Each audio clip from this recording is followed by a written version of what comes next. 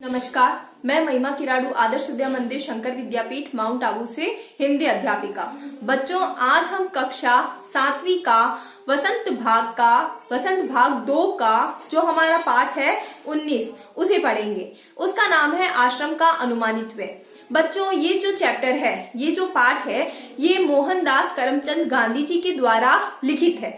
इसमें उन्होंने एक आश्रम का अनुमान लगाकर उसमें कितना खर्च बैठेगा उसके व्यय को शामिल किया है।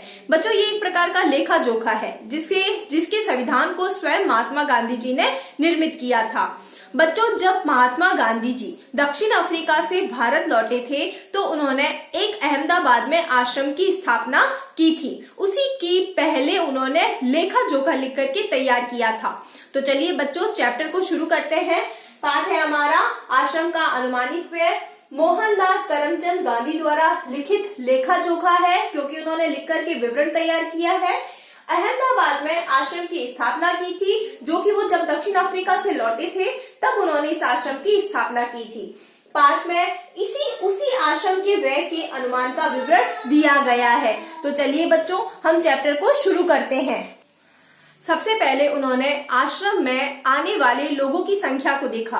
आश्रम में आने वाले लोगों की संख्या उन्होंने माना कि आश्रम में रहने वाले व्यक्तियों की संख्या 40 या 50 मानकर, और इसमें उन्होंने 3-4 जो परिवार सहित अतिथि आएंगे उनको भी शामिल किया। इस प्रकार उन्होंने पहले व्यक्तियों की संख्या को गिना। उसके पश्चात उन्होंने उनके ठहरने की व्यवस्था के लिए उनकी जमीन की आवश्यकता बताई। उन्होंने कहा कि हमें आश्रम के लिए 50,000 वर्ग फुट जमीन की जरूरत होगी। उसके पश्चात उन्होंने बताया कि ये जो जमीन है ये हमें अगर अहमदाबाद के लोगों के द्वारा उपलब्ध हो जाती है तो हमारे लिए ज्यादा सुलभ होगी।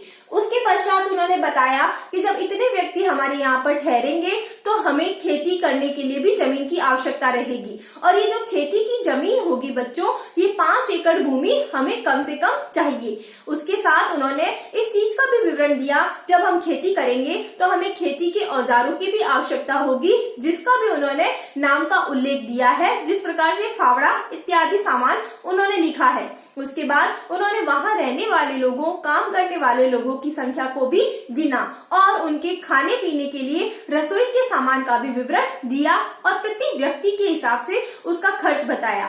इसके बाद उन्होंने मोची, बढ़ाई आदि का भी जिक्र किया है। उन्होंने यह भी बताया कि जब आश्रम से अगर स्टेशन इत्यादि से दूरी अधिक होगी तो हमें अतिथियों को लाने के लिए साधन की आवश्यकता भी होगी। इसके लिए उन्होंने बैलगाड़ी को चुना। उन्होंने बैलगाड़ी को इसलिए चुना क्योंकि हमारे भारतीयों की पहले की व्यवस्था के हिसाब से वही साधन सुलभता से प्राप्त हो जाता था और उसमें खर्चा भी अधिक नहीं आता था, इसलिए उन्होंने बैलगाड़ी चुना। उस समय बच्चों उन्होंने प्रति व्यक्ति मासिक खर्च खाने पीने का 10 रुपए प्रति व्यक्ति के हिसाब से लगाया और महीने के हिसाब से उन्होंने 150 रुपए के हिसाब से खर्च बिठाया। यहाँ तक कि उन्होंने रसोई का सालाना खर्च 6,000 रुपए भी अनुमानित करके इसमें लिखा है।